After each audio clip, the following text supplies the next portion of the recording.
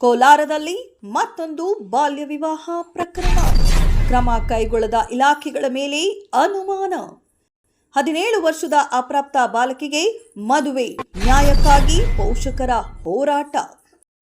ಬಾಲ್ಯ ವಿವಾಹ ಖಚಿತವಾದರೂ ಆರೋಪಿಯ ವಿರುದ್ಧ ಕ್ರಮವಿಲ್ಲ, ಅಧಿಕಾರಿಗಳ ನಿರ್ಲಕ್ಷ್ಯ ಆರೋಪ.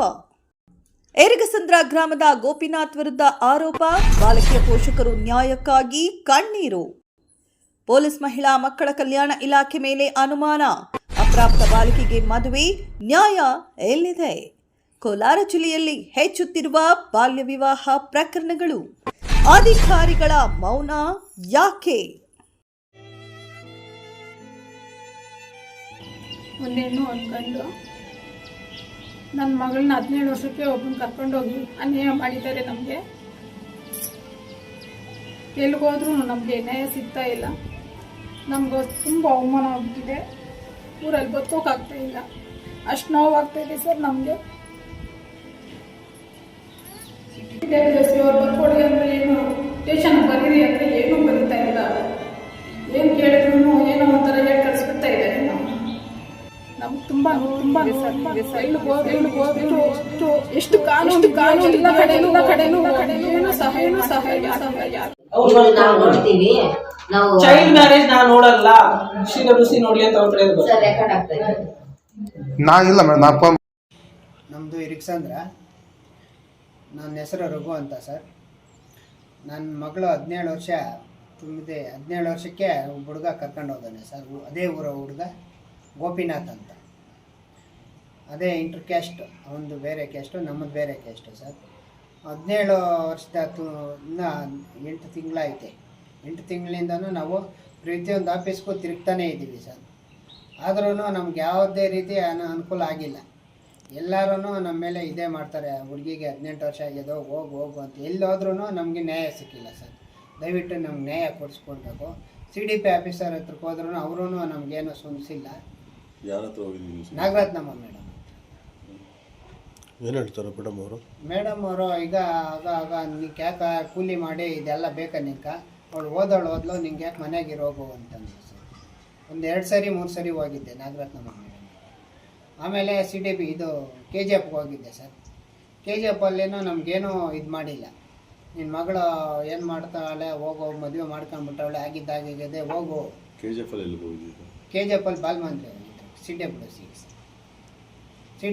ಹೋಗ್ಬಿಟ್ಟು ಅವರು ಕೂಡ ನಮ್ಗೆ ಯಾವುದೇ ರೀತಿ ಇದು ಮಾಡಿಲ್ಲ.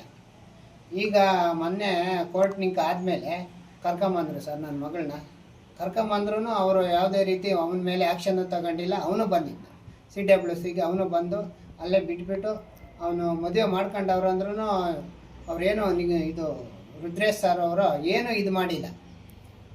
ಆಯಿತು, ನಾನು ನೋಡ್ತೀನಿ ಹೋಗು ಅಂತೇಳಿ ವಾಪಸ್ ಕಳಿಸ್ಬಿಟ್ರು ಸರ್. ಯಾವುದೇ ರೀತಿನಾಗೂ ನನಗೆ ಸ್ಪಂದಿಸಿಲ್ಲ. ಈ ರೀತಿ ಆಗ್ಬಿಟ್ಟು ನನಗೆ ಎಲ್ಲ ರೀತಿಯಲ್ಲೂ ಅನಾನುಕೂಲ ಸರ್. ಪೊಲೀಸ್ ಸ್ಟೇಷನ್ನಲ್ಲೇ 1000 ಸರಿ ತಿರುಗಿದ್ನಿ ಸರ್. ನಾನು 1000 ಸರಿ ತಿರುಗಿದ್ರೇನು ಯಾವುದೇ ರೀತಿ ಜೀಪ್ ಬಂದು ಪೊಲೀಸರು ಊರೊಳಗಡೆ ಆ ಹುಡುಗಿ 18 ವರ್ಷ ಆಗಿದೆ, ನೀವು ಯಾವುದೇ ರೀತಿ ನಾನು ಕ್ರಮ ತಗೊಳ್ಳಲ್ಲ, ನೀವು ಆರಾಮಾಗಿರಿ ಅಂತ ಊರಲ್ಲಿ ಅವರೆಲ್ಲರಿಗೂ ಹೇಳಿದ್ದಾರೆ. ನಾವು SP ಸಾಹೇಬ್ರ ಹತ್ರ ಹೋಗಿದ್ರೆ ಎಲ್ಲೋದ್ರೂ ನಮ್ಗೆ ನ್ಯಾಯ ಸಿಕ್ಕಿಲ್ಲ ಸರ್. ಇದಕ್ಕೆ ದಯವಿಟ್ಟು ನಮ್ಗೆ ನ್ಯಾಯ ಕೊಡಿಸಿ, ಇದಕ್ಕೇನಾದರೂ ಒಂದು ಪರಿಹಾರ ಮಾಡಿಕೊಡ್ಬೇಕು ಸರ್. ಅದಕ್ಕೆ ಬಂದಿದ್ದೀವಿ ನಾವು. ಹುಡುಗ ಊರಲ್ಲೇ ಇದ್ದಾನೆ ಸರ್, ಆರಾಮಾಗಿ ಓಡಾಡ್ಕೊಂಡು ಆರಾಮಾಗಿದ್ದಾನೆ. 8 ದಿವಸನಿಕ ಇದ್ದಾನೆ. ಇಷ್ಟು ದಿವಸ ಇಲ್ಲಿದ್ರೆ ಅಂತ ಗೊತ್ತಿಲ್ಲ. ಈಗ FIR ಆಗೋದಂತ ಗೊತ್ತಾದಮೇಲೆ FIR ಆಗಿನೂ ಸುಮಾರು 1.5 ತಿಂಗಳು 2 ತಿಂಗಳಾಗಿದೆ ಸರ್. ಮೊದಲು 2 FIR ಮಾಡಿಬಿಟ್ಟು ಇನ್ಸ್ಪೆಕ್ಟ್ರ್ ಏನು ಮಾಡಿದ್ದಾರೆ, ಮಹಿಳಾ ಸ್ಟೇಷನ್ ಇನ್ಸ್ಪೆಕ್ಟ್ರು ಬಿ ರಿಪೋರ್ಟ್ ಹಾಕಿದ್ದಾರೆ. ಬಿ ರಿಪೋರ್ಟ್ ಹಾಕ್ಬಿಟ್ಟು ಮತ್ತೆ ಇನ್ನೊಂದು ಕೇಸ್ಗೂ ಇದ್ರಿಗೂ ಬಿ ರಿಪೋರ್ಟ್ ಹಾಕಿದ್ರು. ನಾನು ಪ್ರೈವೇಟ್ ಕಂಪ್ಲೇಂಟ್ ಕೊಟ್ಟರೆ ಅದ್ರಿಗೂ ಬಿ ರಿಪೋರ್ಟ್ ಹಾಕಿದ್ರು. ಜಡ್ಜ್ ಸಾಹೇಬ್ರು ಏನಂದ್ರು, ಉಗಿದ್ರು, ಏನಪ್ಪ ಇದು ಪ್ರೈವೇಟ್ ಕಂಪ್ಲೇಂಟ್ ಹಾಕಿರೋದು, ನೀನು ಬಿ ರಿಪೋರ್ಟ್ ಹಾಕಕ್ಕೆ ಬರಲ್ಲ, ಇದು FIR ಮಾಡಿ ಕೇಸ್ ಮಾಡು ಅಂತ. ಆಮೇಲೆ ಮತ್ತೆ FIR ಮಾಡಿ ಕೇಸ್ ರಿಜಿಸ್ಟರ್ ಮಾಡಿಬಿಟ್ಟು ಅದು ಇದುವರೆಗೂ ಏನೂ ಅದ್ರ ಬಗ್ಗೆ ಕ್ರಮ ತೊಗೊಂಡಿಲ್ಲ ಸರ್. ನನ್ನ ಮಗಳಿಗೆ ಯಾವುದೇ ರೀತಿಯಲ್ಲಿ 17 ವರ್ಷ ಸರ್. ಬೇಕಾದರೆ ಡಾಕ್ಯುಮೆಂಟು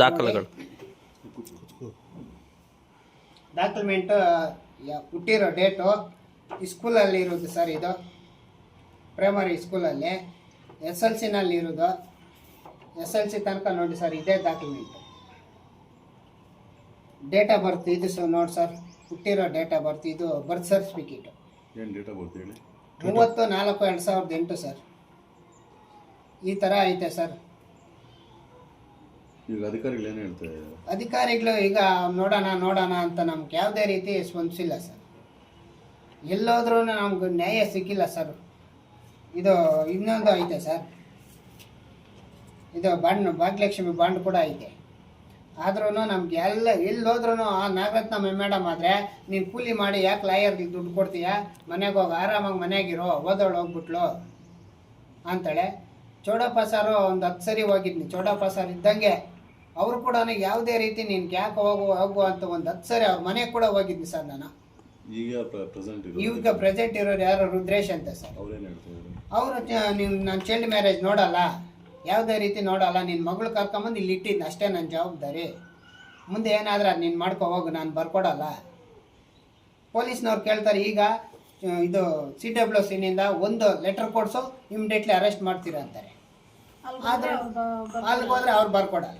ಅಲ್ಲಿಗೆ ತಿರುಗಿ ನಾವು ನಮ್ದು ಇರೋದು ಚಿಕ್ಕ ಗಾಡಿ ಸರ್, ಅದರಲ್ಲಿ ತಿರುಗಿ ನಮ್ಗೆ ಸಾಕಾಗ್ಬಿಟ್ಟು ಎಲ್ಲೋದ್ರೂ ನಮ್ಗೆ ನ್ಯಾಯ ಸಿಕ್ಕಿಲ್ಲ ಸರ್.